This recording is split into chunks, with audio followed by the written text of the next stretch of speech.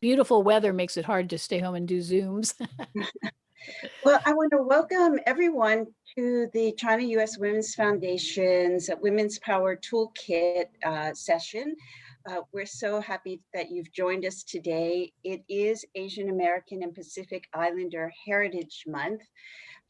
We are celebrating resilience, we're celebrating creativity, health, and we will be having a series of Zoom sessions on these topics. And that's why we're so pleased to have Judith Mok with us today to initiate this series on resilience and creativity. And I think it'll be a wonderful session. I'm now going to hand the mic over to my colleague, Lisa Phillips, for introductions. Thank you, Leslie. Thanks everyone for coming out. Judith and I met when we were, for me, just after graduate school. I'd moved to Barcelona instead of coming back to the States to expand my horizons and live in another culture and learn Spanish. And Judith was there performing. So we've been friends ever since. So it's been wonderful friendship through the years and through different countries. Now Judith is calling in from Dublin and we're here in New York. Hello, but Lisa. Hi, welcome and thank you for doing this, Judith. Pleasure.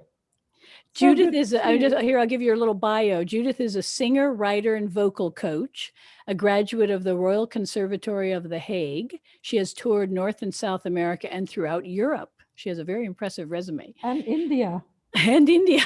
If we start naming them all, we'll be here all day.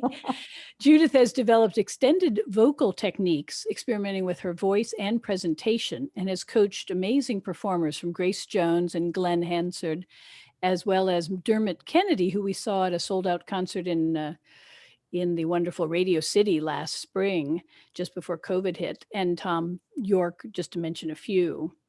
Her love of literature and music led to the creation of her one-woman show, The Amazing Molly Says No, about Molly Bloom, the heroine of James Joyce's Ulysses, which has toured worldwide. Judith's books of poetry, novels, and short stories have been published in Dutch and in English, for which she has received numerous awards. She has also sung and acted in several feature films, including the award-winning Good Night, Vienna. Find out more about Judith at judithmok.com, and you can see about her upcoming events. So we're going to start talking actually about the amazing thing she did when Dublin locked down. She decided to use her wonderful voice to give free concerts from her balcony. Word spread and crowds gathered along the canal where she lives. And for her inspiring work, she was awarded the 2020 COVID-19 Response Award. Can you tell us a little bit about that, Judith? That was a great idea. Yes, no, I just came back from New York, actually. That was the last thing I did where I was coaching for Radio City Hall. And strangely enough, it was very, very nice weather. And we have a large roof terrace overlooking the canal. And we were sitting on the terrace having lunch. And I tend to sing, I love singing. So I sang a little bit, and you can hear it over the water, and somebody shouted from down on the canal, "Give us a song, Dan." That's very Irish. And I thought, all right, why not? So I gave them a song. And then I thought, well, there's nothing going on anymore. Everything has been closed, nearly for a year now, but the shops were closed, the theaters were closed, everything. The restaurants were closed. We were only allowed to go 5 kilometers around us. We were completely locked up. So I thought, I'm going to just do a concert, an hour-long concert once a week on the Sunday afternoon for passers-by. And it very quickly became, people would, obviously they weren't allowed to gather. So there was always a police car spying on me across the other side of the canal, how many people has she got, because they started bringing in chairs and, waiting for the concerts. And then an entire choir joined downstairs. I sang a couple of Verdi arias, and there were choir parts in it. Wow. So they would fit in. They would sing along, Can you still hear me? Yes, yes. I think Okay. someone just Yeah. keep everyone else, please keep muted while we're chatting, and then we'll open it up for questions. Yeah, so then I had the joy of a choir filling in the gaps of my areas, and it became, and then of course, people talk about this is a very small country and a small city, so I think that people needed to be cheered up on television as well. So then television came, and then they put it on the news, and so we just continued doing the concerts. And I had some pupils who joined me. It was absolutely great fun. Well, I'm That's so still, wonderful. I still actually, I did two quite recently, but unfortunately it started to snow on us. So we kind of thought maybe we'd wait until, the weather has improved a little bit. But I'll Well, that's still so do it. wonderful. Yeah, it's Everything a is still wonderful closed. idea. Everything is still closed, so people need cheering up and they When need are fun. they expecting to open a little bit? Have you gotten word? Yes, we have. Well, theaters, no, they won't open up until September. We are allowed to have a gathering with 15 people. Not really a big public. So, and I get up to 50, 60 people standing on the bridge, standing along the canal. Wow, So that's that's wonderful. more than 15. Well, you did have a wonderful event last week for your husband, Michael O'Loughlin, a well-known Irish poet. His new book of poetry and prose came out, and the Museum of Literature in Ireland gave him a wonderful launch event, but obviously not live with everyone having a pint after, which it must have been, Yeah. disappointing, of course. Yes, there was no party. Though I have to say that the launch was brilliant and he could really talk about his work, which normally doesn't happen at a launch. Normally just the poet reads and then everybody drinks and talks. And in this case, there was much more insight in his work, which I thought was actually wonderful. Oh, that is great. Yeah, That's we're planning brilliant. to have Yeah. Michael speak at the foundation and read from his work. So we'll be setting up that date. He's Well, let's plenty go of things to say. let's go back in time a little bit and tell us about your childhood, which always fascinated me. Where did you grow up? Well, I was born in Holland on the seashore on the north of Holland. But then when I was 2 years old, my parents decided that they needed a nicer climate and they loved the south of France. So we moved to the south of France. Um, then we briefly went back to Holland, and then we moved completely to the south of France because my father thought it would be a good idea for us to learn French, to learn another language really thoroughly, and go to a French school. And so they just dropped me in a French school without one word of French. But when you're a child, you learn very quickly. So, and I was lucky. We moved to Menton, which is the last city before the Italian border, and it's only 20 minutes drive from Monaco and Monte Carlo. So the level of the music classes and the ballet classes, I had my ballet classes with Caroline of Monaco and saw Grace Kelly very often, who chatted with my mother when she was waiting for me. And so that was very, it was all very old fashioned actually, and really high level classes. So we went back when I was a teenager, went back to Holland, and then I auditioned for the Royal Conservatory when I was 14 and graduated when I was 20, which is ridiculously young, but I had to do it, I had to sing and I wanted to be on stage. So that's how it all started. And were you just a gifted singer when you were quite young and then realized you wanted to follow that? Um, I I must have been. I sang the Queen of the Night in the Magic Flute when I was 13 years old, and Oh. I could sing the entire part. And I always sang. Yes, I think, well, my mother was a tremendous singer. I mean, she was a survivor of the war, and she was too weak after the war to perform and sing. But she had a great voice, and apparently her father, so my grandfather, was also a very good singer. Oh, interesting. So I had a voice. Yes, I had a natural. I could sing anything. I didn't think about it. You don't think about these things when you're a teenager. Either you're very self-conscious, or you're not. You're not at all aware of it. You just love the music and the singing, and you just go for it. Now your father was an acclaimed poet. What was it like being brought up in a home where poetry and literature was the job? Well, I mean, when you're a child, you find that normal. We were surrounded by poets and painters and musicians, and I developed a great love for literature. I loved reading. I loved poetry. The thing was that my French education, I went to a public school. There are no private schools in France. You just went to the school nearest to your house. But the education was very good, and we had to learn a poem every week by heart. So I very quickly, I mean, I was already familiar with my father's work because he read us he wrote a lot for children. He wrote a lot of children's books as well. So he would read to us, and he'd be on the radio, and so I was very familiar with poetry.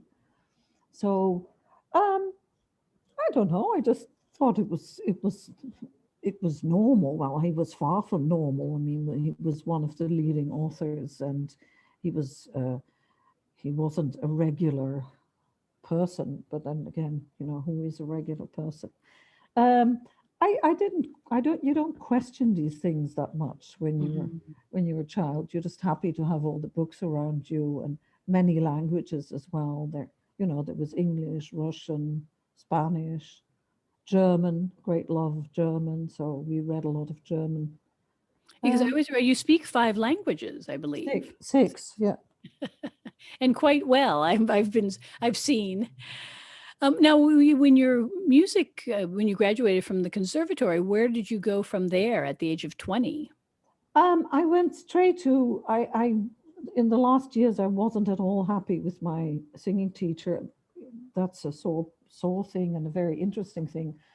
A voice is a very fragile thing, and if you don't find the right coach, it can be quite difficult. So I thought, I'm out of here, and I also wanted to go back to France, which to me feels like home.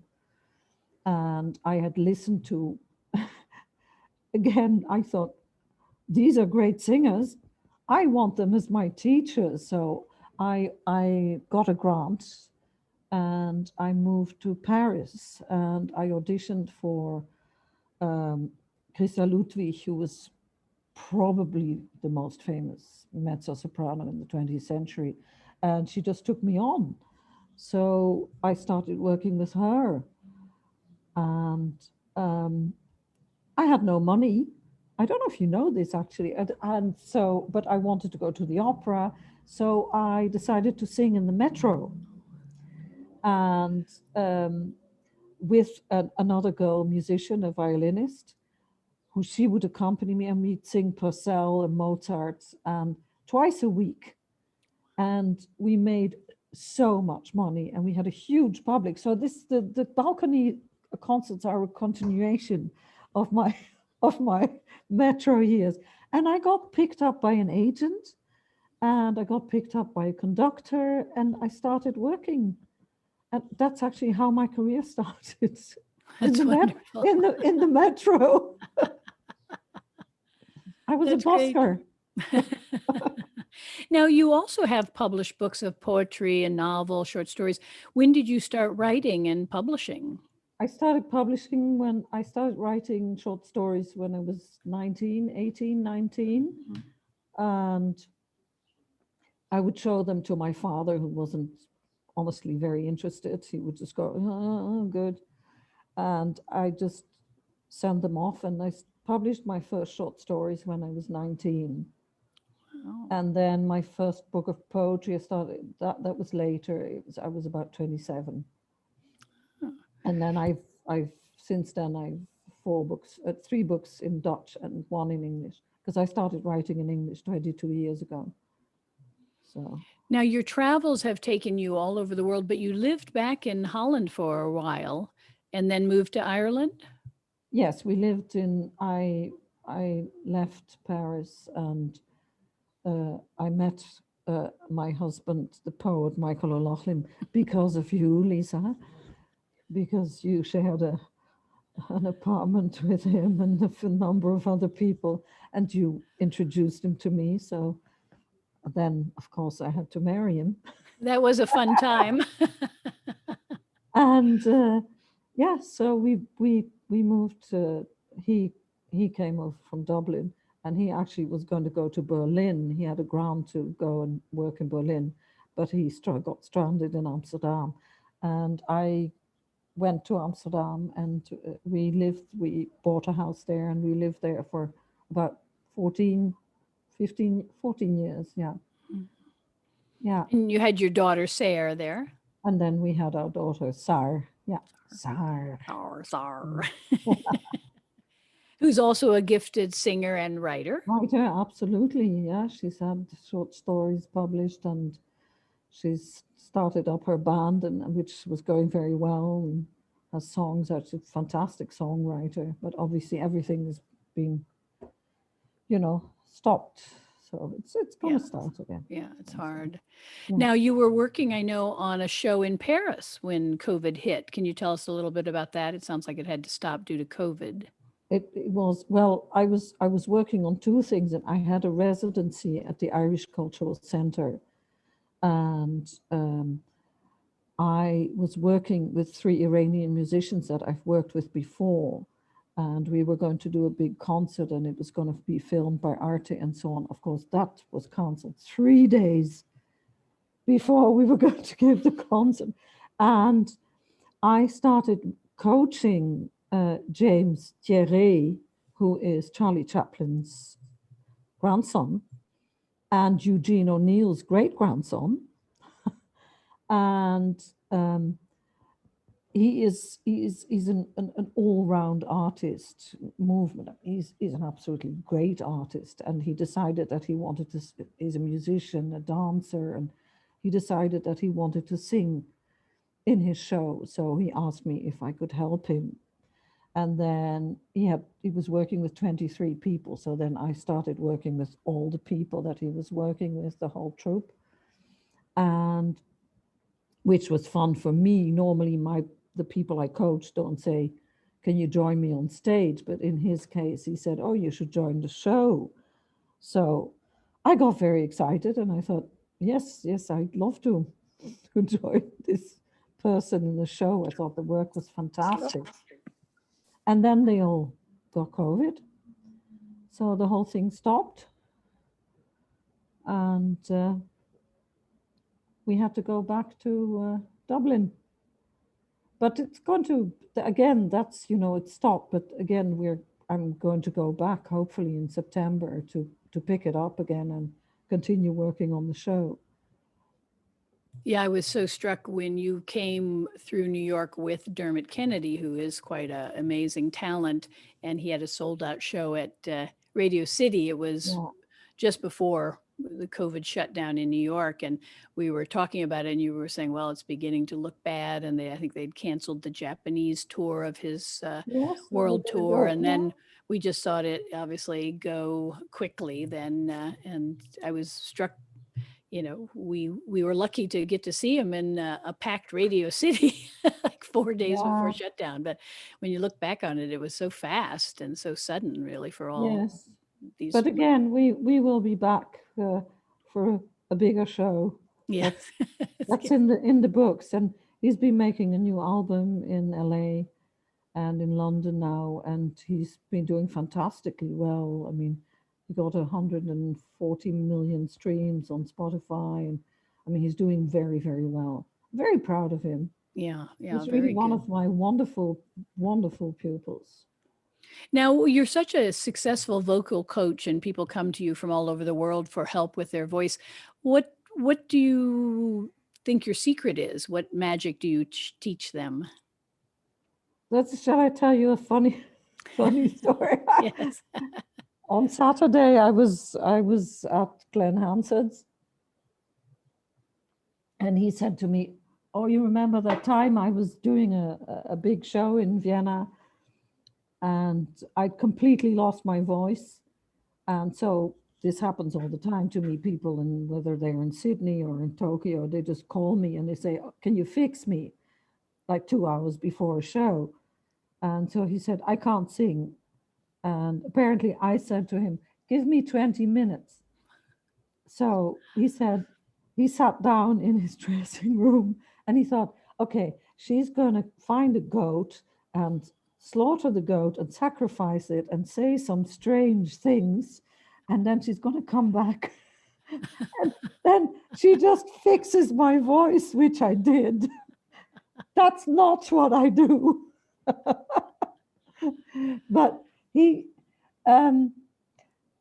it's funny because my writing, my own singing work, I would question everything I do down to the millimeter, and I would always be very doubtful and think, oh, I could do it like this or like that. I mean, it's a process. That just goes on and on and on and on. No matter how old you are, you just continue thinking, what am I going to do? With my coaching, it is not like that. And I don't really question it. I have very, very, very solid bel canto technique from the teachers I had. I mean, I had the top talent in the world teaching me. And it stuck with me and I developed it. A lot of stuff has been written for me, contemporary music. I learned from American soprano, mezzo-soprano Kathy Berberian, who was married to the Italian composer Luciano Berio, that you can expand your voice a lot more than you think, and you can do a lot more with your voice if you have incredible breathing technique. And so that is what I've always relied on. And I've always been treating my voice like that. So when I started working with rock stars and so on, I moved into their bodies. That sounds very strange. I always move into my pupils' bodies. And I think very individually, I don't have a dogmatic method. I train them, so I give them exercises that suit their voice. And I think that I'm quite unique in that.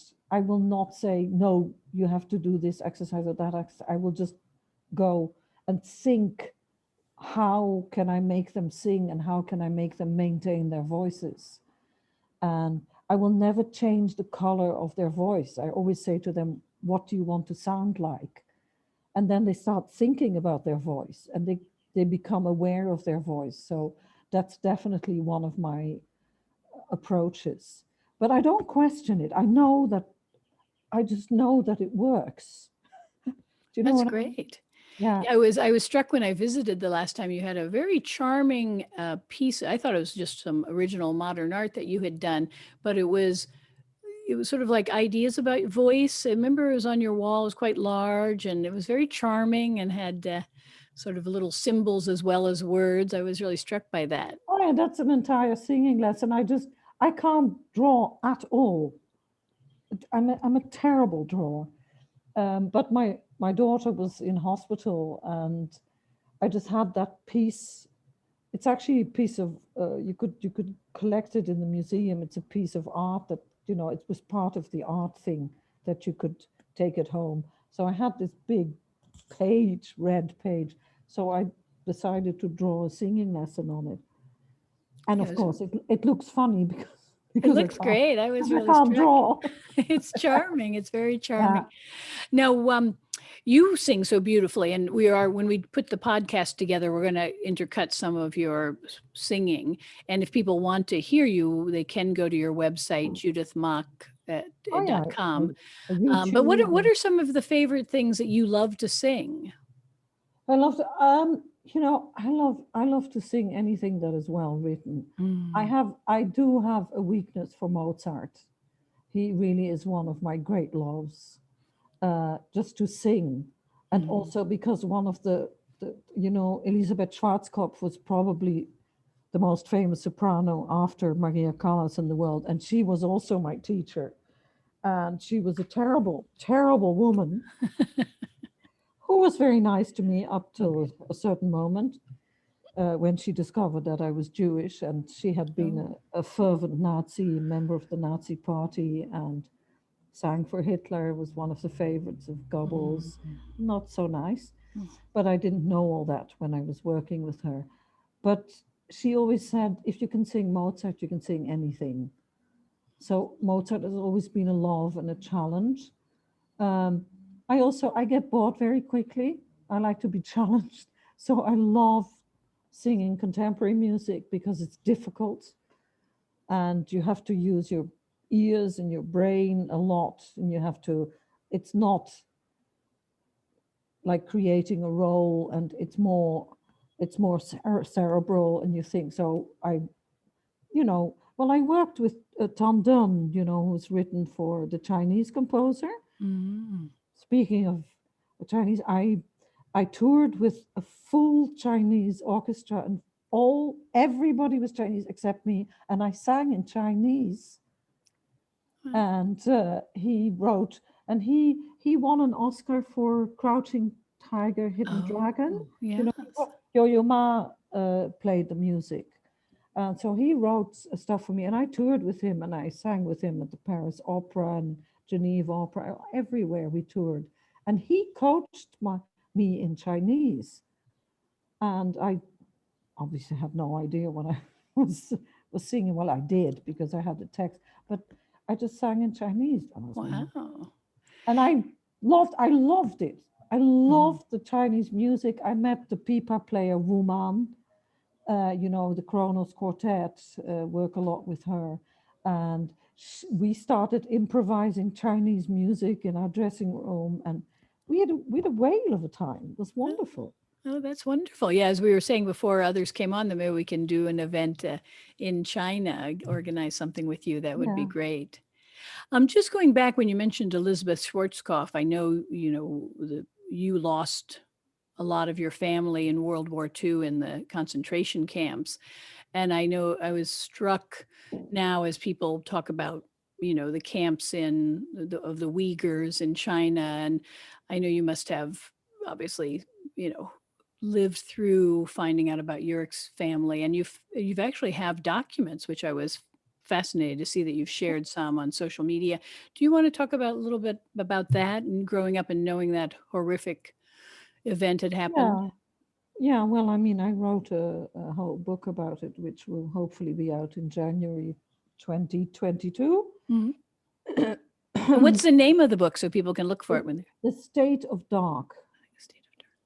And yes, my parents lost altogether 164 members of their family. So our youth we were deprived of grandparents and uncles and aunts and, family, basically. My parents were quite careful. They protected us when we were very young. They wouldn't talk too much about it. And they wouldn't let us read books or things about what happened. Of course, my father wrote a lot about it, but we were only allowed to read about what happened when we became teenagers. But yes, of course, I was surrounded with death. We were born with death around us. And the strange thing is that both my sister and I, we are typical second generation people, because my parents were quite old when we were born, and they so wanted to live, and make whatever they could of life, that they just did it, they just lived, and they didn't talk much about it. And they left us, unfortunately, with actually the realization of what had happened and what had happened, what had been done to them, and to us. And Yeah, whenever I hear about, that's also what my book is about. The thing genocide does and the thing a war does, destroying an entire culture. Mm. I would never say that the Germans lost the war. I would always say that we lost the war, because the entire culture that my family belonged to, which was a very peaceful, ultra literary family, you know, interested in, not interested in religion, interested in literature, art, science, everything. A very German tradition, you know, that's where they came from, of enlightenment and so on. But that's been destroyed forever. That will never exist anymore. And obviously, to me, I mean, the pain and the realization, thinking of what has happened to, you know, the idea that your grandparents have been, you know, they didn't even get a number. I know because I researched it. They just went straight to the gas chambers, and that's something that is. I mean, I don't think my mother could deal with the war better than my father. I don't think he could deal with it. You know, he didn't talk about it until the end of his life, and I can see how. I mean, it's inconceivable. Imagine you know that, you know, what. It's monstrous, and whatever happens to people, camps and these kind of things, it's monstrous. Monstrous, yeah. Yes. Yeah, I'm looking forward to reading your memoir. I had a chance to read it earlier, but I'm looking forward to the published edition. Yeah. I'm just going to ask one more question, and then we'll open it up to the audience. What do you expect will be happening in the next few months for you and Michael?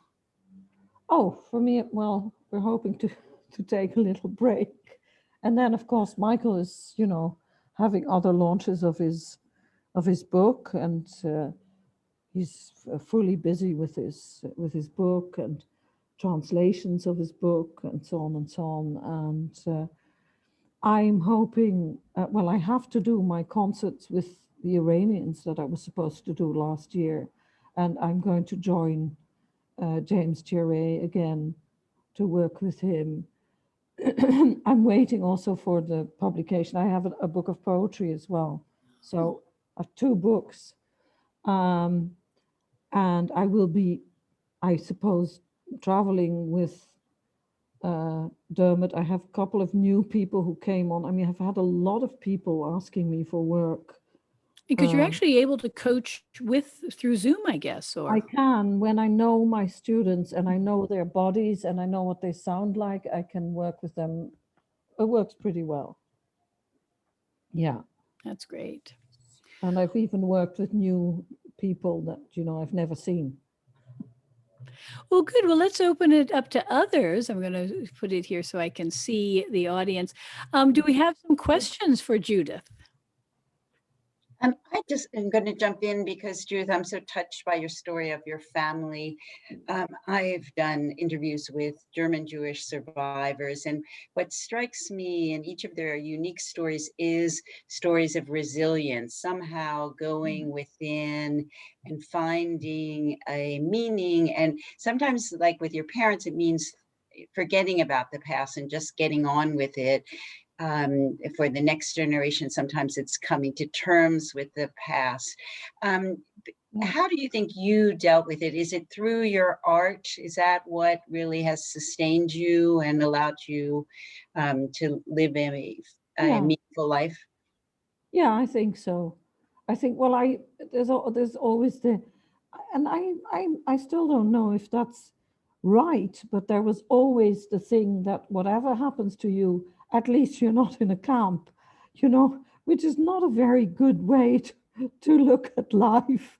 But there was definitely that, you know, and I suppose that was given to me.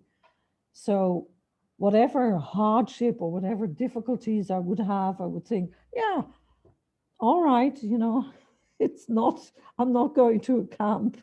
I'm okay. So I suppose I became very tough, very, very young in that in that way. And yes, I just worked on, well, I always felt that it was, I always felt, but that's also something that comes from my parents. I felt it was a duty, it was my duty to serve my talents, you know, so I just try my best. Yeah.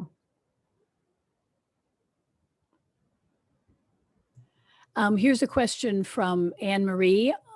She says, wonderful talk. What role, if any, does song and the world of song and sound play in Judith's writing? Good question. Oh, very, very, very important. Well, poetry is music. And strangely enough, I've always said that poetry came first for me. There is, well, obviously in my writing, but the melody in my writing is very, very, very important. But there's no difference to me between music and poetry. Poetry is an idiom, and music, I've always discovered in the great composers that they had an idiom which you start to learn, and it's their way of writing, and it's their way of writing poetry. And it's the same with poets. You recognize their idiom. So for me, there's no difference. It's all sound and melody. Nice. Does that make sense? Yes. Any other questions? I see Enid. Enid lived in Barcelona. You have to unmute, Enid. Hi, Enid. Hi, Judith. This is very nice to see you again. Of course, I'm was familiar with you from Barcelona, and I congratulate you on all your success. Not surprising. But really, it's wonderful, and thank you for the talk today. I do have a quick question, kind of based on a remark that you made about your father's reaction to your writing, and it seems that he wasn't very encouraging, but that seemed not to have affected your confidence. It's certainly not as far as music is concerned, and I'm assuming maybe as far as writing is concerned as well, right? And I'm wondering if you just always been confident of your talents. Well, that's a very, very difficult question, because it's confident. I think that this is directly related to what I said about being tough. I think it was more that I was aware that I could sing, and I had, you know, I was obviously a good musician, because I could get into one of the best schools in the world, you know, at 14. So that, of course, that gives you a certain sense of security. At the same time, you have to immediately compete. So it also makes you terrified. But I don't think that, and it's the same with, my writing. It's the same thing as my father. It was just perseverer, just persevere. He wasn't dismissive, but he wrote 84 books. So he was very much into his own work. And so he would go, yeah, well, it's good that you're writing, but he wasn't dismissive, but he wasn't, just do it, get on with it then, if you want to do it, Later, when I was much older, he became much more, he wanted me to sing, for example. When I was singing, he said, oh, I want to see you in the Concertgebouw with the Concertgebouw Orchestra. That was his idea of, the height of, and I remember his face when he sat in the third row and I came down the stairs, and, and I sang in the Concertgebouw, and he was so happy. And obviously that just made me really, really happy, you know. But it's not that do you understand what I mean? I kind of had the confidence to push on, not a blind confidence, because of God Almighty, you know, I'm obviously full of doubts, like everybody, I hope. So that's how it worked, I think. Okay, thank you. So it was really, you just had this drive, you had, you Yeah. know, right. And Totally obsessive. Still am. thanks so much. Now, Colette has a question.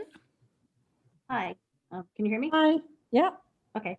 My question, I mean, I understand because I've been taking voice classes for a long time. And my last teacher I've had for 2 years, and he decided that he's not going to teach certain students. So to me, that's very hard to take, because you take it personally, you become personally invested with the person. So I'm on to looking for another teacher. Do you have any advice as to what I should be looking for? Because I don't want to have. Where are you? In Buffalo, New York. In Buffalo? Yeah. Oh, well, I might know somebody in New York, but I don't know anybody in Buffalo. Yeah. I mean, like a particular theory or a particular way of teaching that. Oh, you know. no, like I said, I mean, I don't have, well, I mean, I strongly believe in bel canto technique Okay. for everybody. And the main thing is that you know how to breathe properly. Mm-hmm. So you can control your voice and your vibrato. Because he was teaching Burton Coffin. Have you heard of that? What? Burton Coffin is the theory that he was teaching, which is more of adjusting your vowels to match. Instead of saying I, you say, we have a Buffalo I here. So like you bring it down to an I. That's how he was.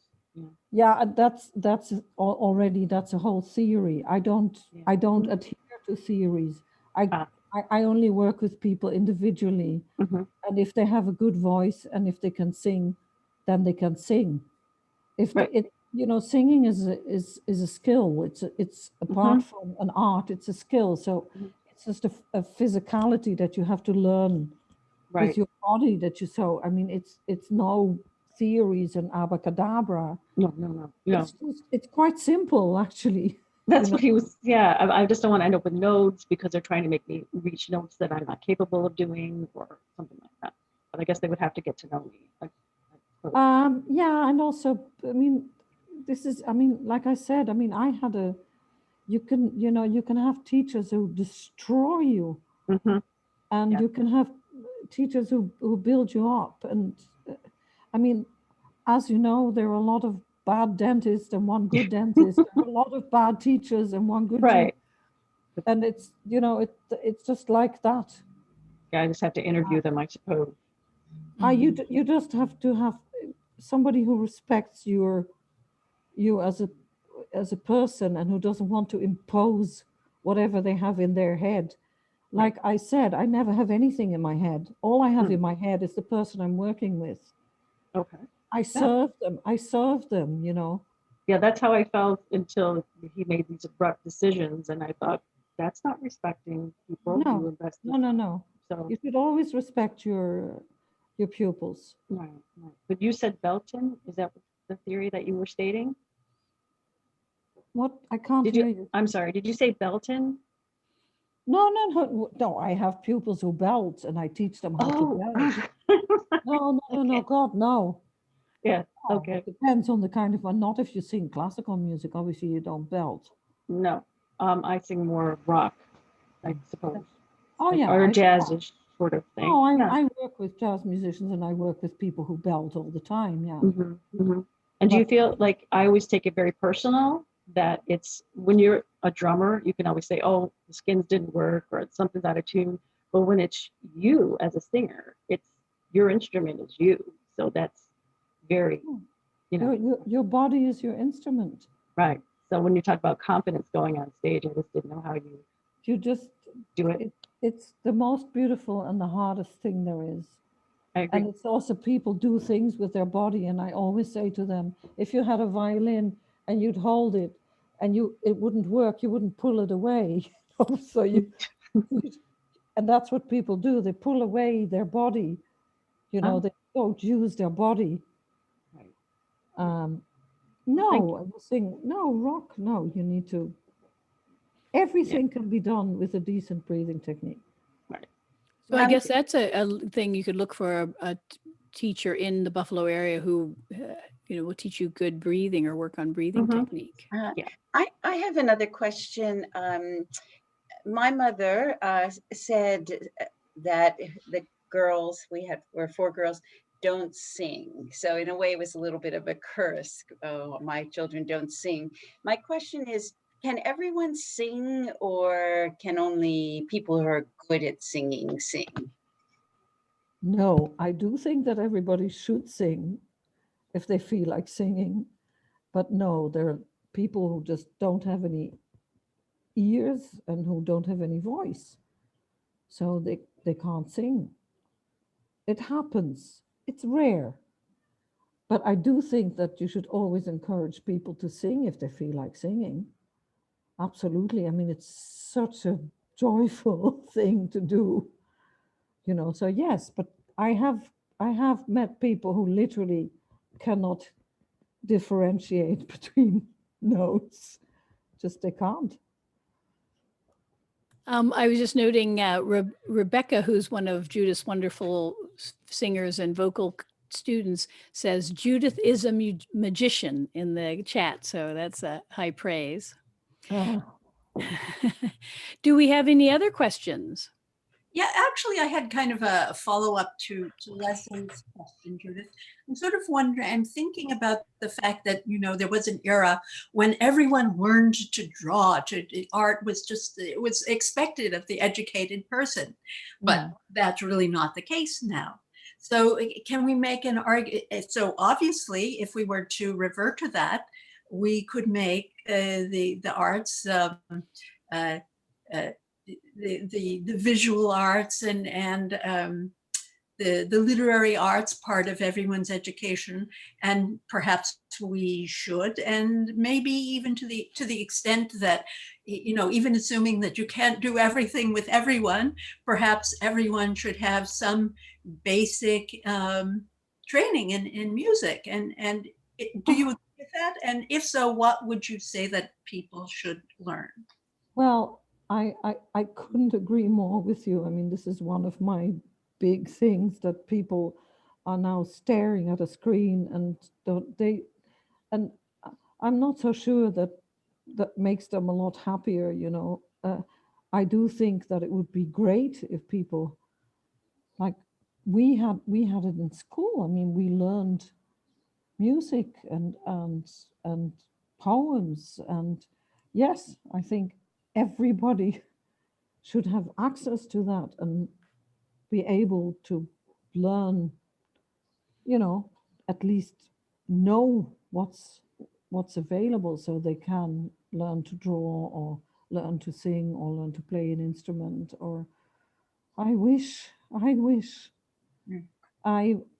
just, when I was a student in Vienna, I lived with a young lawyer and a young engineer, and my friend who was in the studio in the Vienna States Opera, and we would sit down after dinner and sing quartets. And we really felt, we were really quite cool, but we really felt like the last of the Mohicans, because we loved it. We just read the music, and I really think that a lot of people would be a lot happier if they would sing quartets or whatever. Do you know what I mean? Or learn to draw. I totally agree with you. But how? That's the question. Yeah, sadly, it does seem like they cut a lot of the arts funding for music in the States, certainly. Yeah, here as well. There's no musical education in Ireland. Terrible. So any other questions or comments before we wrap it up? Well, I want to thank you so much, Judith. This was fascinating. It was great to see you as always and hear more about your life than I get a chance to in the day-to-day. And thank you everyone for coming. Leslie, would you like to say something? I just want to thank you, Judith. It's really made us feel so much better to spend an hour with you. And I look forward to continuing the conversation when your book is out. I hope you'll come back and we'll have a book party together. Yes, I should be in New York whenever possible. I'm definitely coming back. I will be in New York as soon as I can. Good. So we'll see you then. We'll have a cocktail party in your honor. Great. Okay. Okay. Thank you, Judith. Thanks everyone Thank for you. coming. Thanks, Bye-bye. everyone. You are. Thank you.